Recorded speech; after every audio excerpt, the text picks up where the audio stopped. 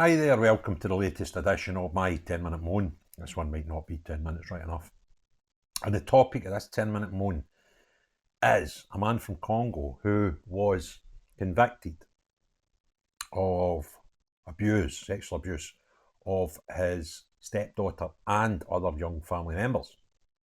It's not to be deported because putting him out of the country would breach his rights to have a family life.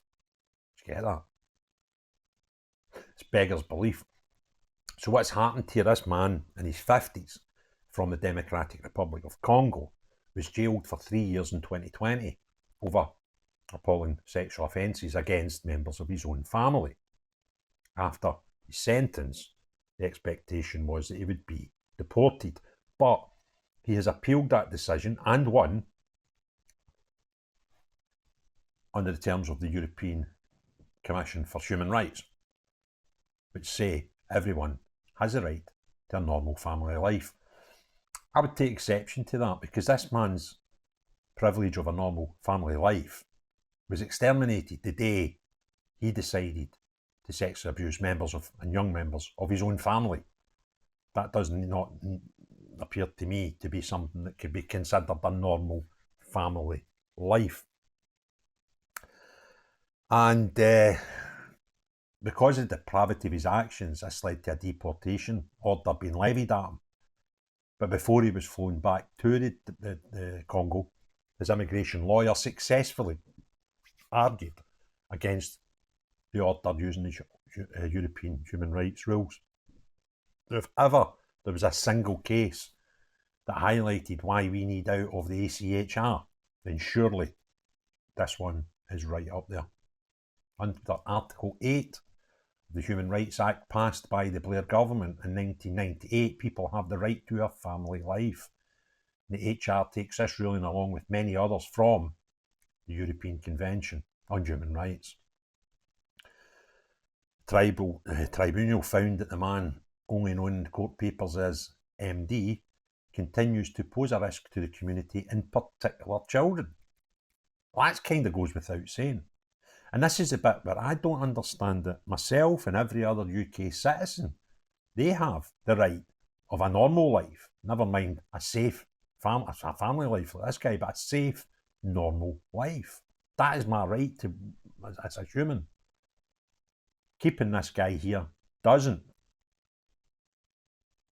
make me feel safe, and certainly fear for the safety, maybe not my own safety, but certainly safety of young people who may or may not be round about this. And the mad thing is, some newspapers are actually reporting that this man is able to live in the same house as a stepdaughter he abused. It just beggars belief, doesn't it?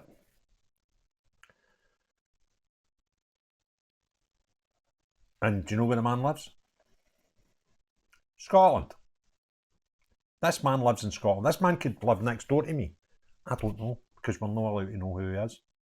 Came to the UK in 2008 claiming asylum. The bid was rejected. However, he remained in the country, and by 2014 he was married and had fathered a child. If we had the proper asylum rules, this man would have been flung out of the country in 2008.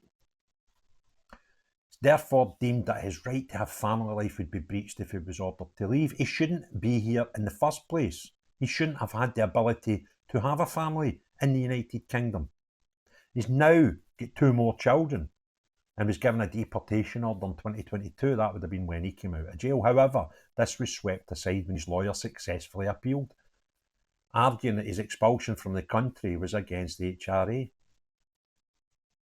But the Home Office have now appealed, and we're expected to have another hearing later this month. Absolutely beggars belief. But, you know, people keep saying, and I'll say it again, it's just an English problem. It doesn't happen up here. It's happening on our doorstep. An asylum seeker, a fake asylum seeker, because he wasn't granted asylum. Therefore, he was a fake asylum seeker. Comes to Scotland, sets up home, gets married, and sexually abuses children. Family members of his, and the worst one being his stepdaughter. serves his 3 years in jail, comes out, should have been flung out the country for the second time, didn't happen because of the ECHR laws that we've got in this country that actually provide safety for abusers who are there illegally and not the people of Scotland. So there we go. He lives in Scotland. Could be through that wall.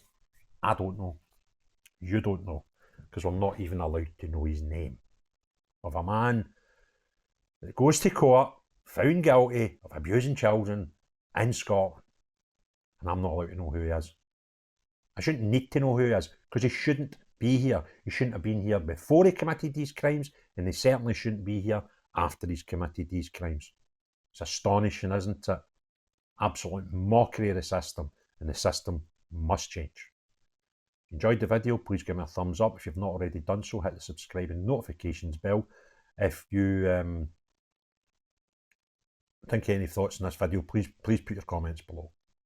But most importantly of all, unless you're a fake asylum seeker who gets a hold of a civil rights, human rights lawyer, which seems to be one of the most disgraceful occupations I can think of right now, unless you're one of these people, not you, but everyone else, have a great day. Cheerio, bye now.